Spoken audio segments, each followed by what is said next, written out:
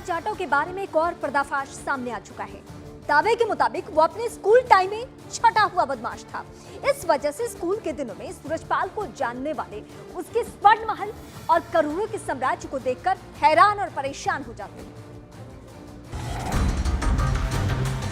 मोहिनी मंत्र चलाने के बाद सूरजपाल जाटव महिला भक्तों के साथ रासलीला का स्वांग भी रचता था।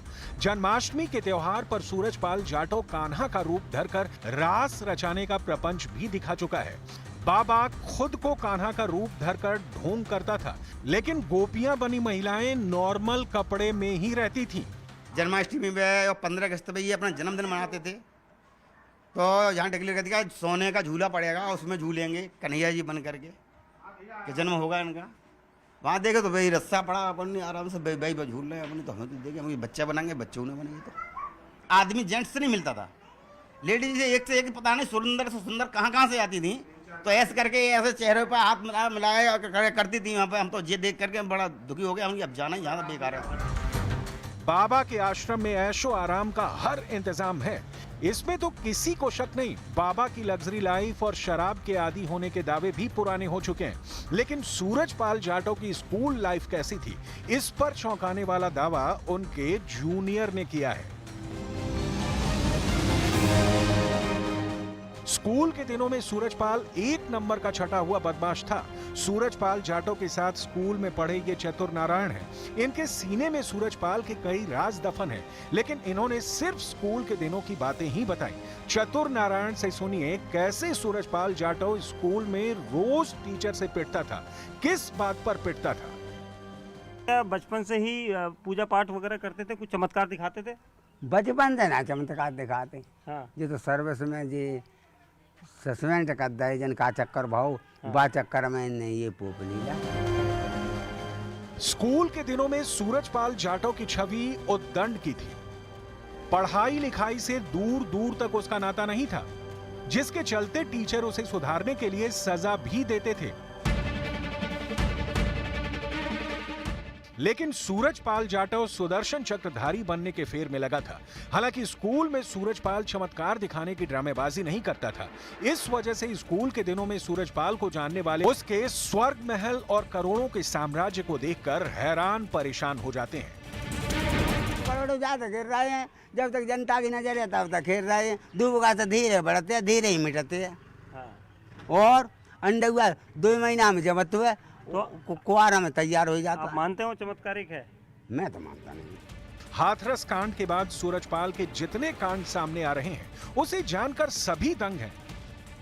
लेकिन बाबा अब भी अपने काले कारनामे पर पर्दा डालने की पूरी कोशिश में जुटा है। बाबा खुद तो फरार है, उसका सबसे बड़ा सेवादार प्रकाश मधुकर भी पुलिस को झांसा दे रहा है। प्रकाश मधुकर ने गिरफ्तारी से बचने के लिए बीमारी का बहाना भी बना लिया है। 1 लाख का इनामी प्रकाश मधुकर कहां है, क्यों वो सामने नहीं आ रहा, उसका अपडेट बाबा के वकील AP सिंह से सुनिए। देव प्रकाश मधुकर हो या अन्य जो भी मानव मंगल मिलन सद्भावना समागम के आयोजक मंडल के हैं, सभी लॉ अबाइडिंग हैं, कानून को मानने वाले हैं। और देव प्रकाश मधुकर का अभी इस घटना के बाद उनके परिवार वालों की मृत्यु हुई, कुछ इंजर्ड हुए हैं, उनके भी अंतिम संस्कार की प्रक्रिया हो रही है पूरी। वो स्वयं में हार्ट पेशेंट हैं, वो हॉस्पिटलाइज हैं, उनका हॉस्पिटल में इलाज चल रहा है। लेकिन फिर भी हम जांच एजेंसियों पर पूरा भरोसा करते हैं और STF SIT के सामने हम उनको बहुत जल्दी पेश करेंगे।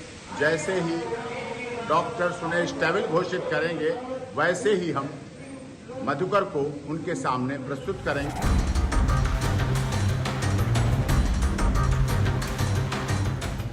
हाथरस कांड के बाद से बाबा के मैनपुरी आश्रम में छिपे होने की चर्चा है। 4 जुलाई की रात मैनपुरी आश्रम में मिडनाइट ड्रामा भी चला, जब देर रात वहां पुलिस पहुंची और आश्रम से 2 गाड़ियां साथ लेकर गई। इसके बाद आशंका जताई गई कि पुलिस बाबा को अपने साथ लेकर गई है। हालांकि इस बात की पुष्टि अब तक नहीं हो पाई है कि बाबा आखिर है कहां। लेकिन सूरजपाल जाटव की मुश्किलें अब बढ़ने वाली हैं, क्योंकि उसके नाम पर कासगंज में FIR दर्ज हो चुकी है। आपको गिरफ्तारी होना चाहिए, उसमें एक्शन लेना चाहिए, पूरा एक्शन लेना चाहिए बाबा जी पे। कई लोग सोच रहे हैं कि यहाँ पर उनके जो खिलाफ FIR कराई जाए, क्या आप भी सोच रहे हैं कि इस तरह की कार्रवाई होनी चाहिए? कार्रवाई होना चाहिए। मैं तो सोच कह रहा हूँ, मैं तो कार्रवाई होना ही चाहिए उसमें, सोचना क्या है उसमें। उधर हाथरस भगदड़ की जांच कर रही एसआईटी ने 100 लोगों के बयान दर्ज कर जो रिपोर्ट तैयार की है, उसमें भी हैरान करने वाली जानकारी सामने आई है। शुरुआती जानकारी में एसआईटी ने आयोजकों की बड़ी लापरवाही को हादसे का कारण बताया है।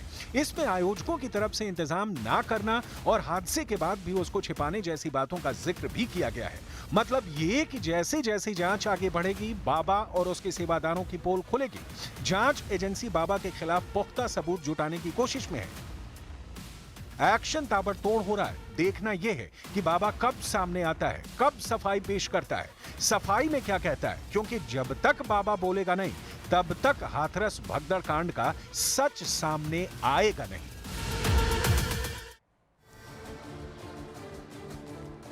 इस वक्त की सबसे बड़ी खबर में आपको बताएंगे, बाबा सूरजपाल हादसे वाले दिन से ही फरार है, लेकिन उसके वकील का कहना है कि बाबा फरार नहीं है, वो अपने आश्रम में ही है।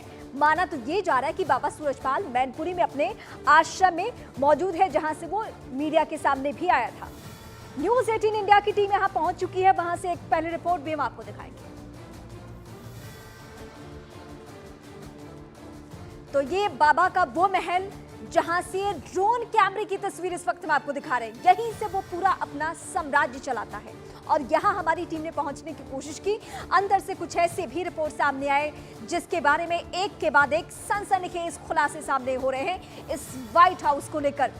अब सवाल ये उठ रहा है कि क्या बाबा आज उसने इतना बड़ा साम्राज्य बनाया है, ये सब करने में उसे सालों साल लगे होंगे और तब कई उत्तर प्रदेश में कई सरकारें तब तक बदल गई होंगी। जिम्मेदारी सबकी है जो आज भी खुलकर बोल नहीं रहे हैं बाबा को लेकर।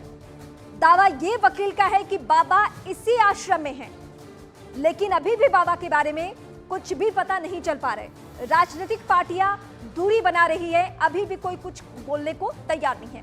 मेरे सहयोगी दीपक बिष्ट इस वक्त मेरे साथ मौजूद हैं, मैनपुरी से इस वक्त मेरे साथ मौजूद हैं। दीपक, सबसे पहले तो आप बताइए कि बाबा के बारे में, बाबा के महल के बारे में क्या कुछ एक्सक्लूसिव जानकारी है आपके पास? देखिए, 2 जुलाई की ये घटना है और 6 जुलाई को बाबा का स्टेटमेंट आता है और वो भी मीडिया के जरिए वो अपना मैसेज भेज रहा है कि उसे बहुत दुख हुआ है। 2 जुलाई को जो कुछ भी हुआ उससे वो आहत है, लेकिन इन 4 से 5 दिनों में वो खुद किसी की भी अनुयायी के पास नहीं आया। ये सभी अनुयायी जिनके परिवार उजड़े हैं वो सिर्फ उसी के अनुयायी है, उसी के दर्शन करने के लिए, उसी के सत्संग में आए थे। उसके बावजूद भी बाबा 5 दिनों तक छिपा रहा। अभी भी छिपने के बाद उसकी कोई मूवमेंट नहीं पता।